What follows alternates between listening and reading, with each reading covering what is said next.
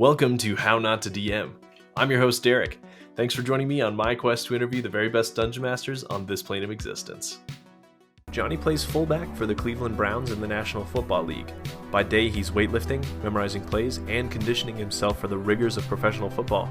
By night, he's planning campaigns, painting minis, and running games for his teammates and friends. Johnny is also my first guest to have scored fantasy points in real life. Enjoy!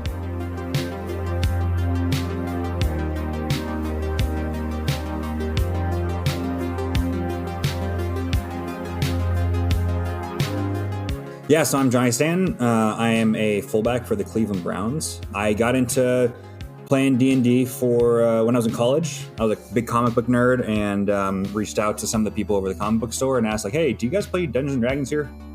And ever since then, I've been hooked. I got to have a couple of my teammates play some games with me the last couple years. Had a Sports Illustrated story written about it. So it's been a wild ride. So you started playing in college then. When did you start DMing and running games for people? I started when I was in college. I had a number of months under my belt, probably about 6 months playing before I decided that, like there's this group at my comic book shop is very cool. I like the people that I'm playing with, but I want to be able to play with people that I'm like already friends with. I want to introduce some people to D&D because I'm pretty sure none of the people that I knew already, none of my friends, and I still don't think that's necessarily the case that any of the people that I knew before were playing Dungeons & Dragons. I want to introduce some of my friends to it. So I found more of some of the more nerdy guys on my team over at UNLV and introduced them to the game. They got really into it, but I wasn't quite so experienced with the game yet. So it took me, I wasn't the storyteller. Like I wouldn't even, feel like calling myself a storyteller is such a weird thing, but I wasn't as experienced in the storytelling as I am now. So all of the stuff that I was doing then was basically just like kind of reflavoring and throwing another skin on the first consumption of D&D material that I've ever had, which was the Adventure Zone.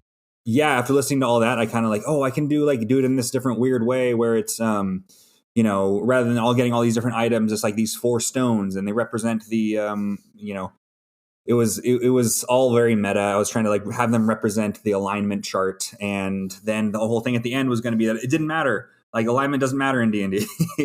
That's my opinion. But then we stopped after 3 sessions. So I didn't get to get into it so much. So.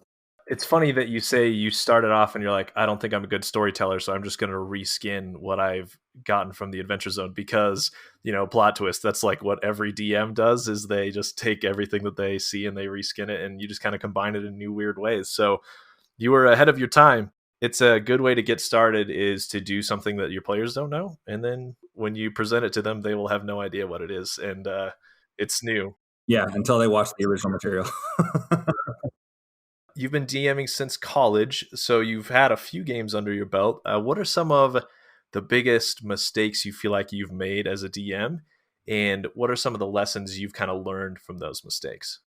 I think one of my mistakes is being a little bit too conservative as a DM.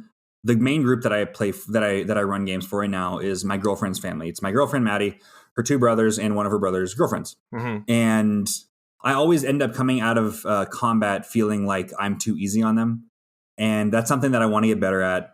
I still want to get better at. I want to make sure that, if it looks like a character is going to die, it's okay to let them die because things can get figured out. They're level 8 now. They can figure that stuff out. There was one session that I wish I had back, and it was my girlfriend Maddie. She plays a moon druid, and she's the princess from this elven kingdom that's all isolationist and doesn't know. Nobody knows about it.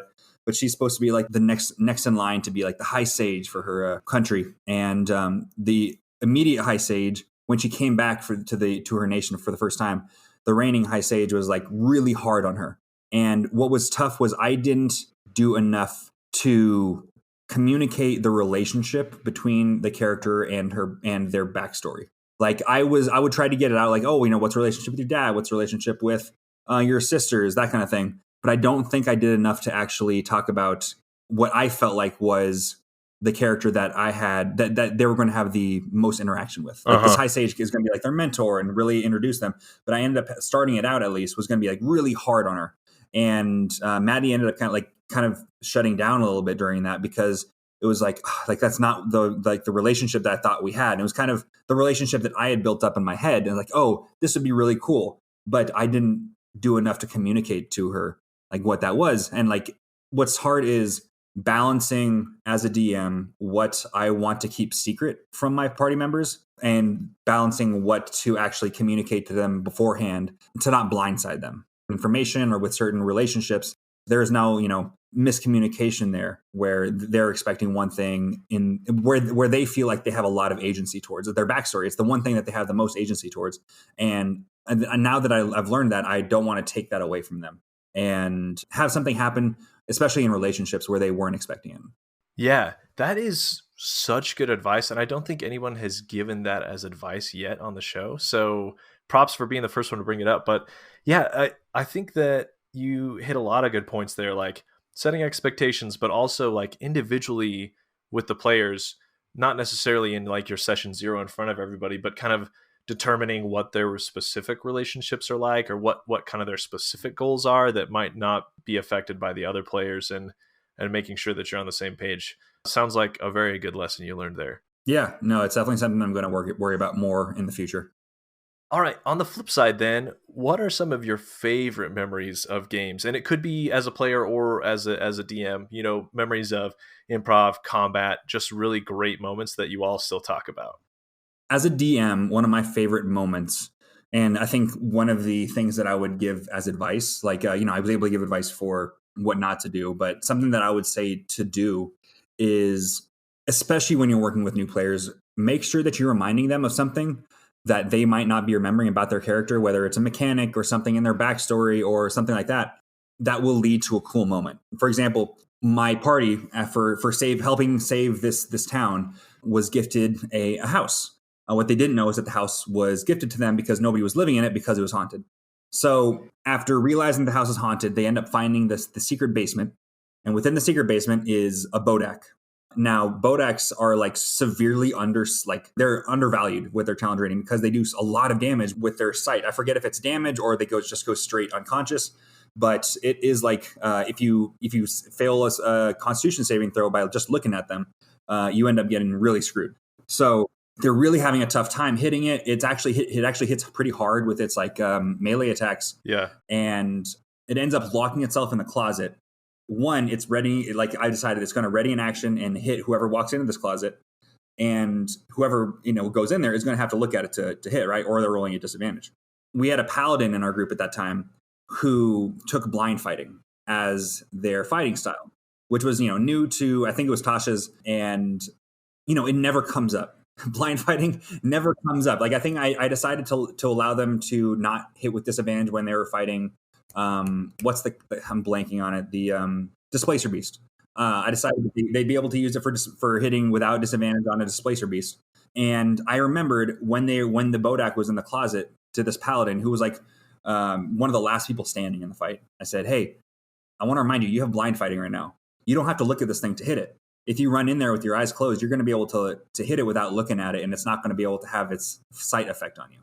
So very excitedly, she runs in the closet. Her character runs in the closet, brings out her sword, slashes. It's a nat 20. It kills it. It's like the coolest moment that I have as a DM. It's like, she wouldn't have remembered that if I hadn't mentioned it. And it led to this very satisfying moment. And just because you're mentioning it in the game doesn't necessarily mean that you're just like handing the fight to the players or being too easy on the players. It's allowing the player to feel powerful, to feel cool, while completely rewarding the choices that they make in their character. Because, if you're a fighter or a paladin, like any, if you look at RPG Bot or any power gaming, sheet to say like, these are the best things that you can do to your character, none of them are going to say that blind fighting is the best one to take. Like, it's so situational, it'll never come up. But if you can put your players in situations where that is rewarded and remind them to reward them, like to do it, that's like, I think that's one of the best things that you can do. Yeah, that's a huge tip, is think of your players' strengths and then let them play to them as often as possible. Yeah. Something that I get worried about is feeling like I know what my players are good at. So I'm going to, because they keep on just rolling through all of my encounters, I'm going to set up an encounter they're specifically not going to be able to do well at. That's okay from time to time, but allowing them to have moments where they are like perfectly set up, and they can work in like puzzles or riddles or whatever too. It's like if there's something that you could easily like spider climb like around a pitfall or something, and one of your players does it, you don't want to say like, oh, you know what, there's spikes there. It's like, well, no, like they figured it out, like they know they can get around it, and you can't necessarily punish them for actually having the answer on their character sheet. Yeah, that's another good point. You don't want to punish players for their creativity. You want to try to be that yes and DM that's like, yeah, that's an awesome idea. You've totally broken this, this trap or puzzle I've thrown at you, and you should be rewarded for it instead of me finding a new way to throw a wrench in the works. Yeah, absolutely. All right. You mentioned Taz earlier, the Adventure Zone. So who are some of the other greatest influences you feel like on your style of running games? And they could be really famous examples, and they could be examples that are really personal to you. I'm a big Critical Role fan. Having Matt Mercer run games is a great example for what I feel like is a really great way to go about it. Everybody will talk about the Matt Mercer effect and like what you want to expect, what players will end up expecting out of a DM. But that's, as long as you have players that are understanding, you don't have to completely match that, because no one can. But every DM is one of a kind. Yeah. And if you can take lessons from different DMs, I think that's the best way to go about it. One of my original DMs is a guy named Brandon, who really does a great job. And one of his kind of signature moves is having a fight where, for example, you might be fighting an animated armor, but then have like a flaming skull inside of it. Or even on top of that, there's like, I think there was one of the first encounters I had with him was like an animated armor, flaming skull inside of it. There was like an animated sword that it was like all these different things that were just like one on top of another on top of another, where it's like, you can beat this level, now it sheds its skin, and now it's a whole another monster. It's like, oh my God, okay, like what are we going to do? So I've tried to definitely take his example on that and a lot of different things. One of my best friends, Rick Esquivius, who is my dungeon master for the game that I'm playing right now, he and I have a great relationship where oftentimes we're DMing different campaigns, but we are so up to date on on each other's campaigns that we will call each other after every session and say like, hey, this is what happened. This is what I was happy about. This is what I wasn't happy about. Like, what do you think? And we both get to take an outside perspective and say like, oh, this is something that I would have done differently, or this is something that I think you should really do that's very cool for the next session. Something that's a story beat that will like really pay itself off in the next session if you do this specific thing. So having him be kind of like almost a co-DM for me has been so valuable. So yeah, I think the more people you can play with and then kind of branch out into other people that you're introducing to the game, or more people that you're playing with that already know, you can use those people that you don't play with quite as often to take advice from, to say, hey, this is something that we played in the past. How do you feel like I did playing this certain character? Or do you feel like I was a little bit too, spotlight guy, or like a little bit too quiet in this moment? Because I want to make sure that I'm not doing that in this game. So relying on the people that you played with in the past to give you ideas and advice on your current game as a DM, it's one of my favorite things to do to help prep. Honestly, the only problem I have right now is the fact that my friends that I play with, we're like all in each other's games. And so yeah, you can't like my wife plays in my game and I can't tell her anything, because she's the player. Yeah. And I know you play with your girlfriend. It's the same thing. So, it's the same thing with me. Yeah. It's funny how that works out. This is from the Sports Illustrated articles. This is why I know this. You actually hand paint minis for your players. You do some painting on streams. How did you learn to paint or teach yourself to paint? And what's been your favorite model you've painted so far? I got started painting around March or April of last year. Since then, I've kind of gone on and off. When I moved to Cleveland, I didn't think I was going to be getting into it, but I found this really great gaming store near me. I ended up playing with my teammates, and I wanted to make sure they had minis to play with. So yeah, I got really into it. I started streaming it. I've never been an artist. I've never been somebody who's like good with, staying with between the lines or anything like that. But I've had a lot of fun learning how to do it. The first one that I ever did, besides, like, I got one of those DandD Nolzur's kits, like painting kit for one of their existing characters who I don't really know. I think he has a gerbil on his shoulder or something. And I painted that and I had fun. It was like a nice little warm up. I might not ever even use that character again in any of my games, because it was all a warm up for a young white dragon, because we were playing Dragon of Icespire Peak.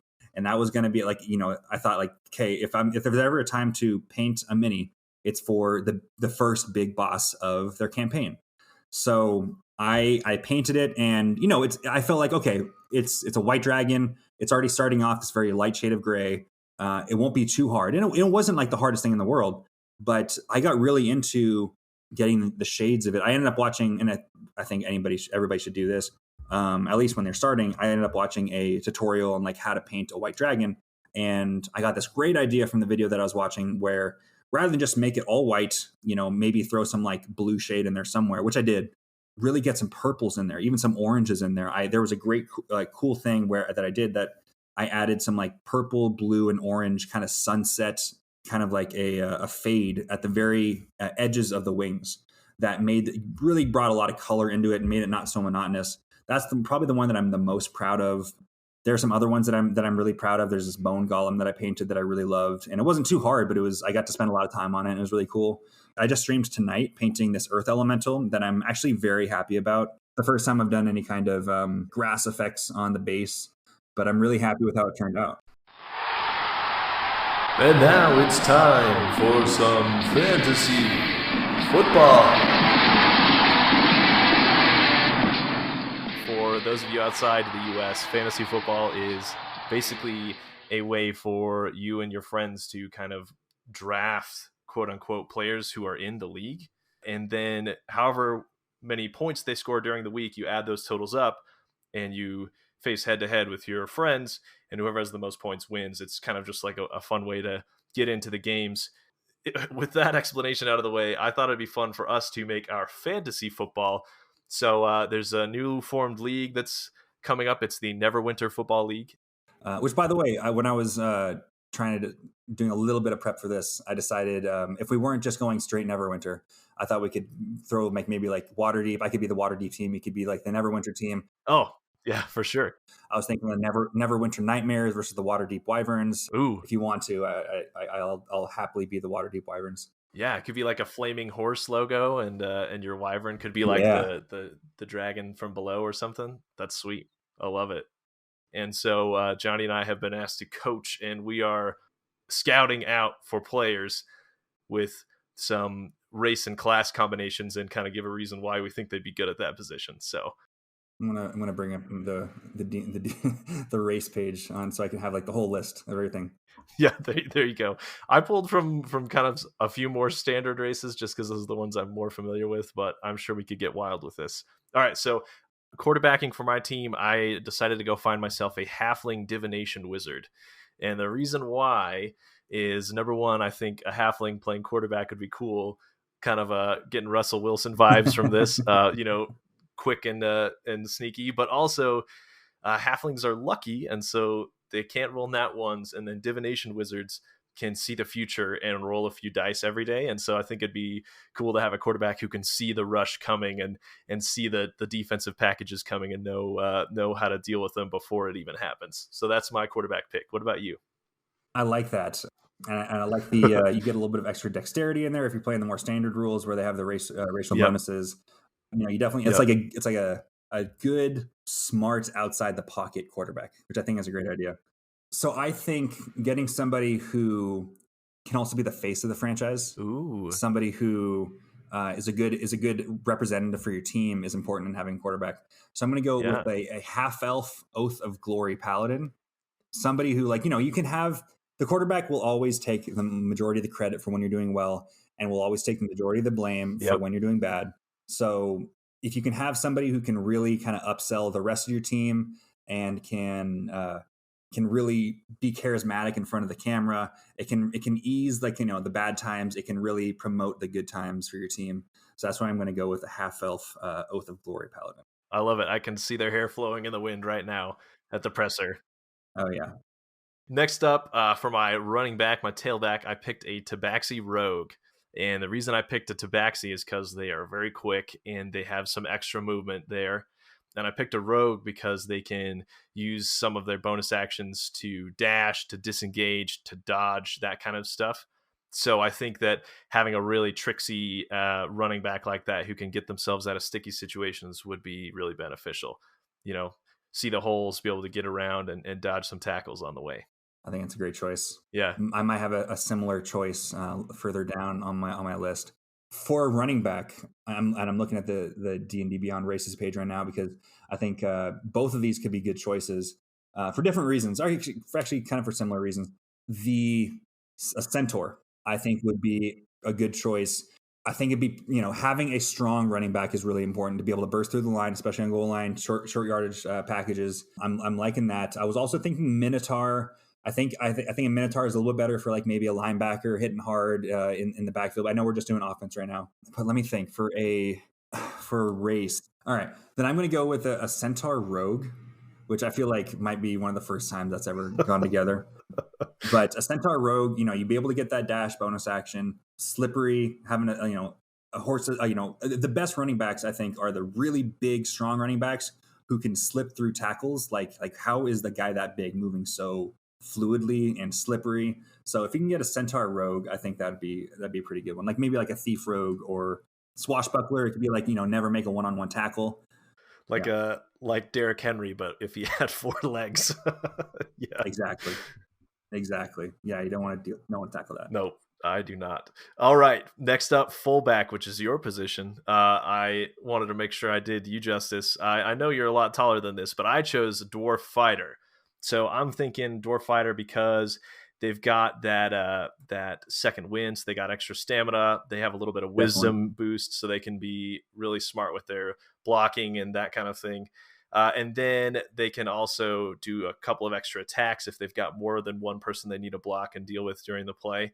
But, dwarves, I feel like, are really underrated and versatile. Definitely. So that's my choice. I definitely wish that I played more dwarves because dwarves are very fun to play. For my choice for fullback, I like yours a lot. I'm going to go with a turtle. Ooh. A lot, fullbacks oftentimes have like the biggest pads of any of the skill position guys.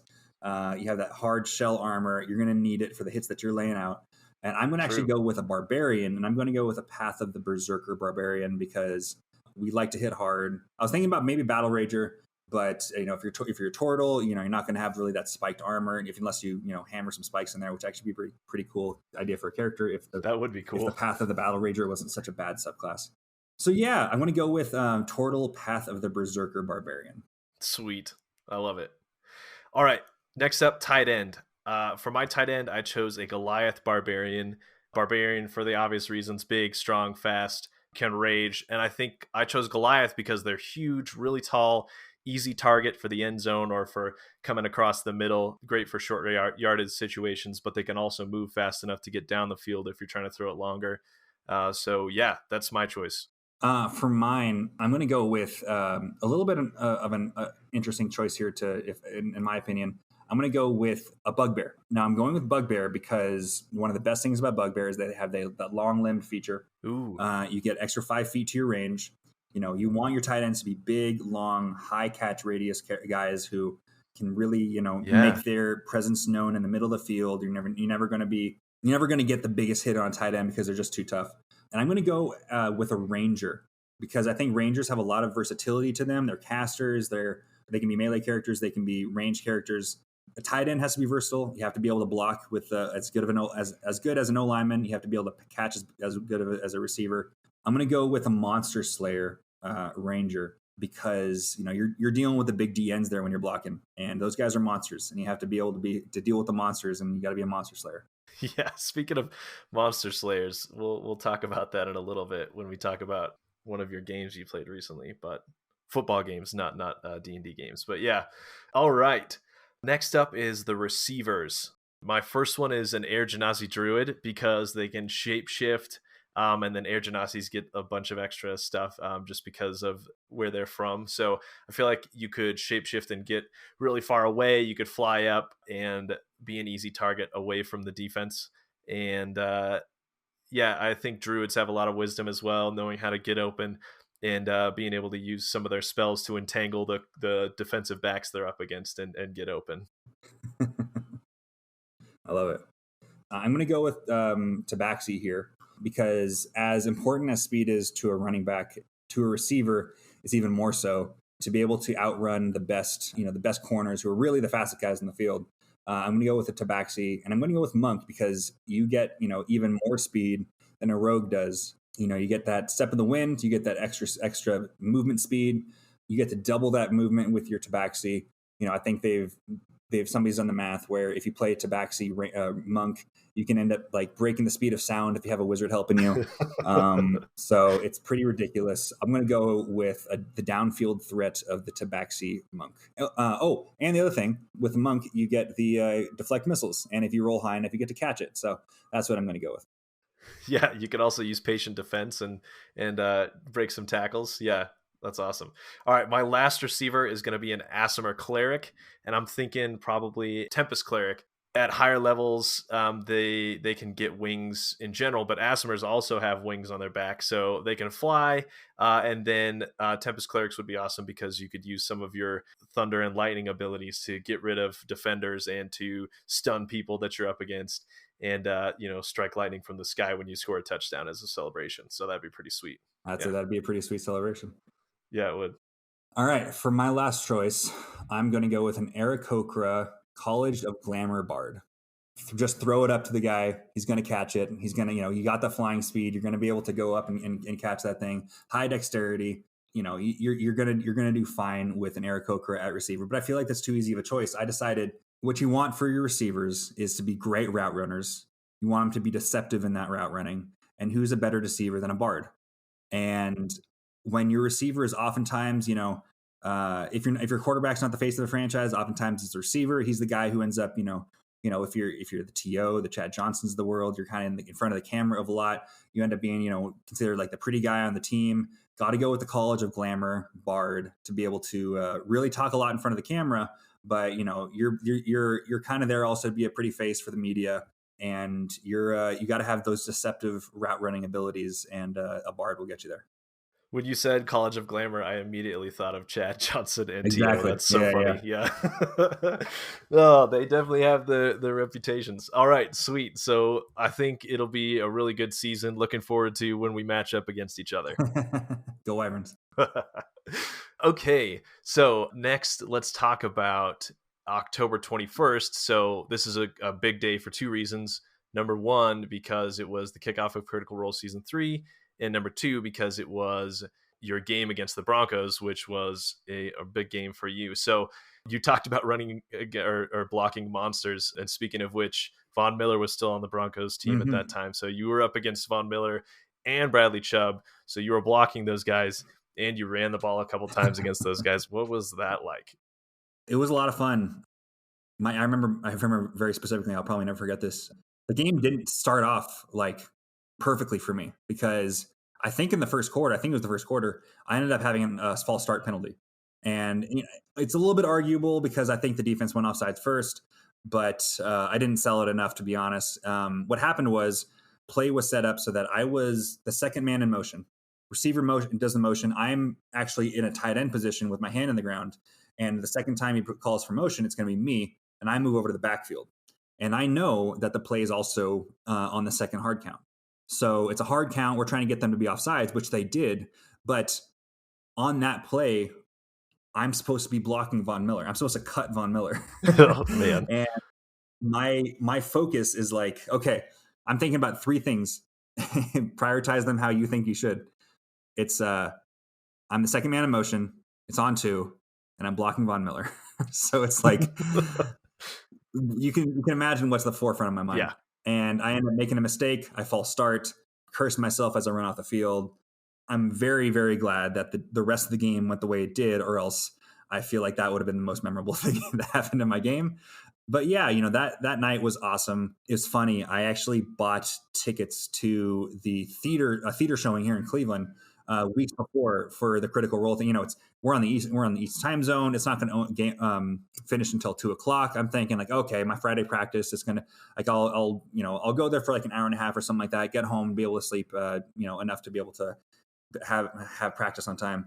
And then I remember like a week before the game, maybe even less, I'm like, wait, I bought tickets for Critical Role, but we're playing on Thursday. I can't go to that. Like, that's not going to work. I got my money back. Not a big deal, but I did know that I had to make sure that, we have the opportunity to, dress up a little bit for the walking into the stadium, guys will like decide what they're wearing, like, days ahead of time. And sometimes guys will even have like, brands reach out to them to wear their stuff before the game. I thought it would be a really cool opportunity to be able to show my love for Critical Role by wearing a Critical Role shirt before the game. Got a picture from our photographer, Matt Starkey, and posted it before the game. And, between that and the touchdown, I had a lot of notifications on my phone that night. Yeah, I'm sure it was buzzing the whole night. So yeah, what a great day for you though. So as far as like scoring touchdowns, how does it compare to scoring touchdowns in college and high school? Like that moment running into the end zone after you caught the ball, spiking it. Well, I mean, it got to be my first time spiking the ball because you can't do that in college, can't do that in high school. So that felt pretty good. And I knew like if I score, I'm going to spike the ball. And I told myself, like, if I ever score again, I'm going to hand the ball off to like an O-lineman or something to spike because it's just that good of a feeling. But yeah, like I played quarterback in college and high school. So I got to score the ball a whole lot more. And getting to score the ball as a fullback is just a whole nother feeling because you're not really supposed to have the ball in your hands. Like the defense doesn't really think of you as a threat. And that's why it ended up, working out in my favor. So yeah, it just, and to say nothing of the fact that it's Thursday night football, prime time, you're in the NFL scoring a touchdown in front of your home crowd. The only game that's on. Yeah. It's a completely different experience. It is, definitely the most satisfying touchdown that I've ever had. It was, and it was just a 1 yard receiving touchdown. So it's like, it doesn't have to do that much for the stats, but it's like, there's always going to be that one underneath the touchdowns for my career. So hopefully not just one. All right. So yeah, you wore that Critical Role t-shirt to celebrate the kickoff of season 3, even though you didn't get to watch it till later. I know you'd kind of like tweeted at Wizards before and you'd kind of talked about your D&D interests before that, but I feel like that kind of blew up and you got like a huge response from the community because of it. So what's that been like and what are some of the cool connections you've made since then? Yeah, I mean, if it wasn't for that game and wearing the shirt, it would, none of it would have happened, but I've gotten to connect with some really cool people. Through a friend, I had been connected with Brian Foster in the past. He's had obviously his Critical Role connections. Mm-hmm. So that's also always been awesome. And growing closer to him from that has been great. But wearing that shirt the next day, I remember my girlfriend and I decided like, oh, you know what? We get the whole weekend off from the team. Let's take advantage of it. We're going to go do a whole bunch of fall stuff. It's fall up here in Ohio. And we're going to go to the Arboretum, walk around. And as I'm walking around, it's like, like a little bit late morning, maybe early afternoon. And, just as the West Coast is waking up and like all the, a lot of the social media stuff is really starting to pick up again. And I remember I looked at my girlfriend like, babe, like Sam Riegel just followed me on Twitter. And he had actually followed me a little bit before that on Instagram. I thought was very cool, but I'd never really interacted with him much. And a little bit later, it's like, oh, Marisha followed me. And then I like, it starts coming through, like Travis followed me, like, oh, and then I look at like, babe, Matt Mercer just followed me on Twitter. And it's like, it's everybody. It's Erica Ishii, it's Abria Iyengar, it's Ify Nwadwe. It's all these really cool people following me. It's like, wow, like I live in Southern California in the off season. Like I might be able to get to like meet some of these people in the off season. It's like, I'm such big fans of them. And, it was very satisfying to be able to, connect them through DMs. And they're all just such nice people that it's like, yeah, I felt on top of the world. And I'm excited to be able to make more of those connections. You're probably going to end up talking about this a little bit later, but I got to announce that like last year I didn't announce it because I didn't want to talk on their behalf and like reveal them as D&D nerds. But when I had but this year I got to announce my teammates, like my game that I ran for them. And I ran for them games for them last year. I ran games for them this year. And it includes, the teammates that I've been playing with are Wyatt Teller and Myles Garrett. And obviously, Miles alone or Wyatt alone really would garner a lot of attention. But, Miles is one of the best players in the NFL. So getting to hear that he's a big D&D player and plays with me now is, obviously led to a lot more of that attention. I got to connect to a lot of the cool different companies. Norse Foundry sent us some awesome dice. Dungeons & Dragons Twitter account ended up following me on Twitter, which is very cool. Wormwood, all these cool different companies ended up following me, and I got to interact with them in different ways. So yeah, it's been a lot, but pretty cool. And hopefully with this off season, I'll be able to take a lot of advantage of that. Yeah, we'll chat about your off-season plans here in a little bit. So you mentioned Myles Garrett and Wyatt Teller. Can you tell us a little bit about how that game came to be, how you connected with each of them and kind of like asked them if they wanted to play and got them into it? Once I knew that I was going to be with Cleveland for a while, and this was last year, 2020, at least through the season, I started feeling like, okay, I'm going to start making myself comfortable here because I'm on the East Coast. All my friends' games are on the West Coast. Like playing an online game isn't really going to work. I would love to be able to get a game here, but it's tough to with COVID going on. Like we don't want to do it in person. I knew going into it that like Miles is a big anime fan. Like he's one of the more outspoken nerdy guys in the NFL, and I thought, okay, well if there's somebody that I know like would at least like show a little bit of interest, it might be Miles. So I might as well bring it up to him at some point. So then it was like trying to figure out the right time to do it, until I ended up seeing him wear a Stranger Things shirt one day. I'm like, oh, this is like kind of the perfect little like, icebreaker into it. Like, hey, like, I know you're a big Stranger Things fan. Like, have you ever thought about playing like the games they're playing in it, Dungeons and Dragons? He says, no, I never thought about it. Like, do you play? And, we got the conversation started. Asked him if he ever wanted to play. He said, sure. And at that point, it's like, okay, who else do I ask? Because, you can't just play one-on-one, or you can, but, it's a little bit less fun. So I started asking the guys, started thinking about like some of the guys that I'm closer with on the team. I was good friends with Kendall Lamb at the time. He's on the Titans now. But I asked him, like, hey, do you want to try this out? I know you're into like Skyrim. I know you're into like these different video games. Do you want to try out kind of like the source material for it? And he said, yeah. And I said, who else do you think would want to play? He ended up bringing up Wyatt because he's really close to Wyatt. So that was our group of three, plus Miles's girlfriend, Sarah, and his best friend, Jeremy. So Miles ended up hosting us. So we had, once every other week or so game that we got to have a lot of fun with, kind of introducing them to the game and running a whole new story that I came up with that didn't need to be like the most in-depth thing, because nobody made any kind of backstory. Nobody really like got super in-depth with their character creation in terms of like oh, my character is like this and that. And I thought like, okay, I can kind of make this like surface level story for them, not feel like I need to go 4 hours every night, just go until we feel like it's time. And it was kind of just this nice casual game that I had a lot of fun and you gained a lot of experience playing too. This is a question that's been submitted by one of my patrons, Matthew Brown. He is asking, what is the funniest question you've been asked by a teammate about D&D, like offhandedly, now that everyone kind of has heard about you playing for the media or whatever? Nothing that's too out there. Guys will have like the idea, it's like, oh, it's like a card game, right? Like, or oh, it's like a board game, right? It's like, well, yes and no. There's luck involved. Yeah, it's like happening at a table, but it's a little bit hard. It's hard to describe most of the time. Any D&D player has had to describe what their hobby is, and like you always have to kind of pause, like, okay, how do I best describe it? It's funny, just the other night at the meal room where we're all grabbing at the hotel for our game on Monday night, and I see Baker there, and I was just talking with Wyatt, and we're walking by him, and I just like look over Baker, like, hey, you can play D&D with us next year if you want. Like, I know like you're interested. He's like, not a chance in hell. I'm like, all right, fair enough. So it's not for everybody, which I totally get. But oh man. But yeah, there's. I don't think I haven't really had anybody like begging me to play since then. But maybe next year we'll have an extra guy. Oh, that's funny. That does sound like him, though. The last game you finished was with a lot of your teammates.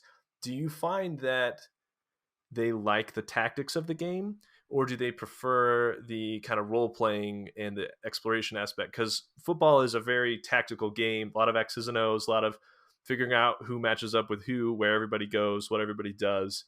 That's a massive oversimplification, but I feel like it's a tactical game. So do you find that they like the tactics, or do they like to do the other stuff, since most of their day is spent talking about tactics and that kind of thing?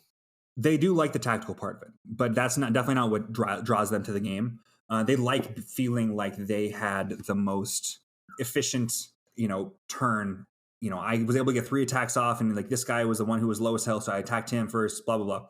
So they like that part. They like being able to have that cool moment. But what I realize is that they more than anything else love to have the hero moment, and they love to like just relish in it.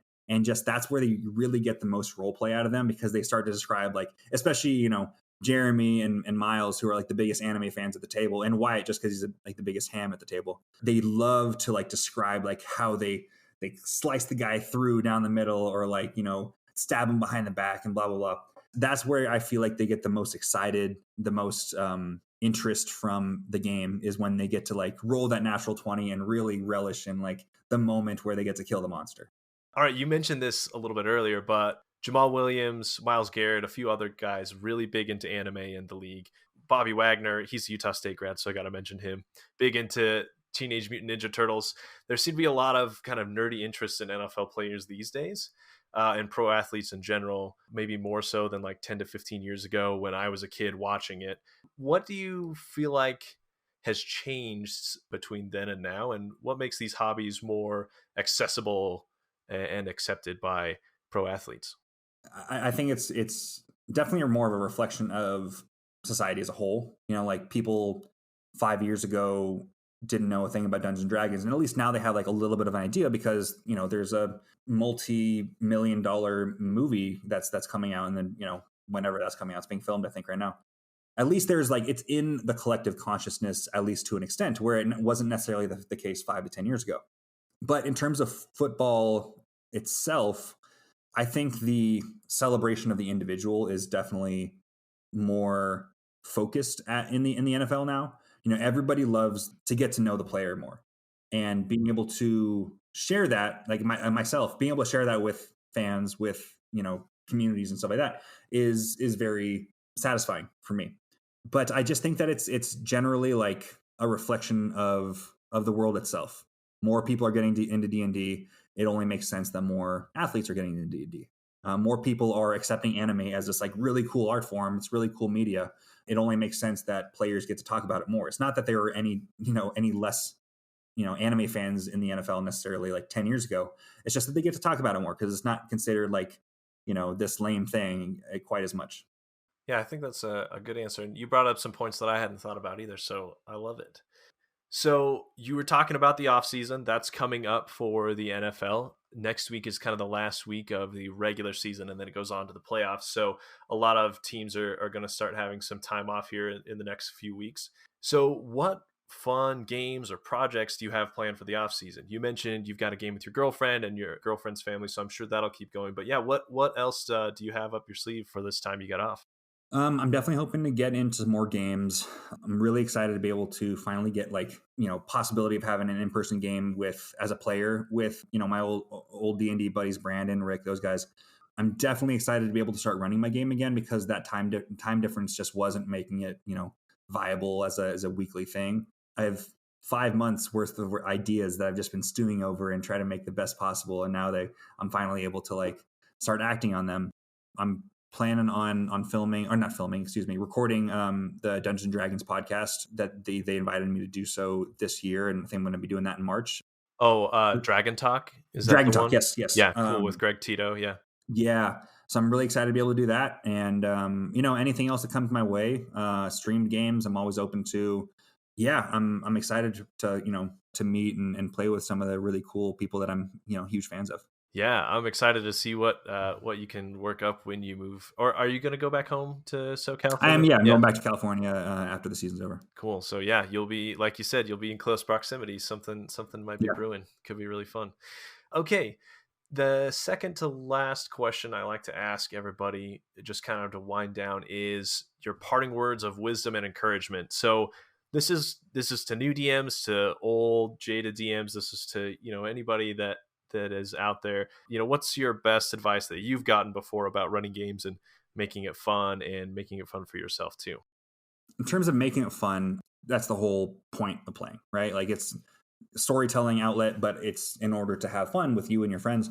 It's actually not the best advice I've gotten, but more given. And it really came down to my buddy was DMing his game, and they were getting to a really high level. Like, they were like level 13, 14, 15.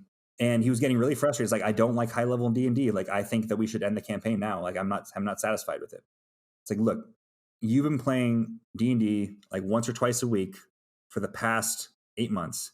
And while that might not seem a lot to some people, it's a lot of D&D. Like, it's, you know, for a lot of games, it's 4 to 8 hours of a week of playing Dungeons and Dragons.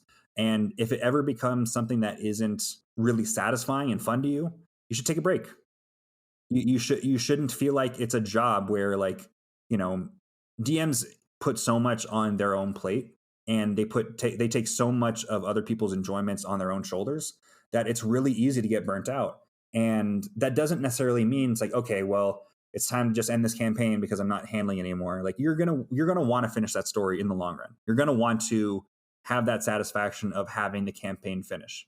But it's okay to take a break where like, okay, guys, just so you know, I'm not feeling it. I want some more ideas. I want more experiences to be able to translate into this awesome game that we have going. And I don't want to phone it in. Let's take a month. Let's take 2 months off and let's get back into it more, reinvigorated and have even more fun than we did before. Because, when you're making a D&D character, you're thinking about what your character is going to look like at level 16 or at level 17. It's like, oh, I'm going to take this feat when I take, one of my last ability score improvements at level 16. Like this is really going to fill out my character and make it feel whole. Like, but DMing that high level is so hard that a lot of people don't do it. And one of the things that Wizards of the Coast could do better is, giving more supplements, in books that allow high level play to really thrive. But there is a way to do it. You've seen people do it. You've seen campaign 1 Critical Role be able to go all the way up to level 19 or something with still really tough encounters and really hard things that the players had to go through. And I think they started at level 10, right? It was 10 to 20. Yeah, I think they were pretty high level already when they started the campaign. He did a great job. Yeah, so he did such a great job of making everything feel so important and not feel like the party was rolling through every enemy encounter. There is a way to do it. Yep. It's been done before. Give yourself some time to really think about it. Allow yourself to adjust to the high level play. And if you as a player want to be able to play at that level 20 character, you can as a DM make that adjustment to yourself with some time and with some inspiration. You can make that adjustment to be able to have your characters your players feel satisfied with how their character fills out. It's like, oh my gosh, this is exactly what I was hoping to get. I'm making the most opportunity of my action economy. I'm getting 7 turns per combat where it's just like feeling like all super important. And I'm getting to, cast the spells that I really want to. If you as a player want to play that high level, you can there is fun in it as a DM at those high levels too. Last question is anything you want to promote, and then where can people find and interact with you online? Yeah, you can find me at Johnny Stanton IV on Twitter, Instagram, and on Twitch. I've been doing a lot of D&D painting on Twitch, and if I don't feel like painting something, you might find me playing Halo, might find me playing some indie video game, something that I want to show to my viewers. I'm kind of just getting into it, and I'm having a lot of fun with it, and people seem to like the relaxation of watching me paint some minis, and I'm having some people enjoy that, so it's nice. Thanks so much for joining me, Johnny. It's been a lot of fun chatting with you. I love combining 2 of my interests with football and D&D, so it's been kind of fun chatting about both. But yeah, wish you best of luck with the rest of the season too.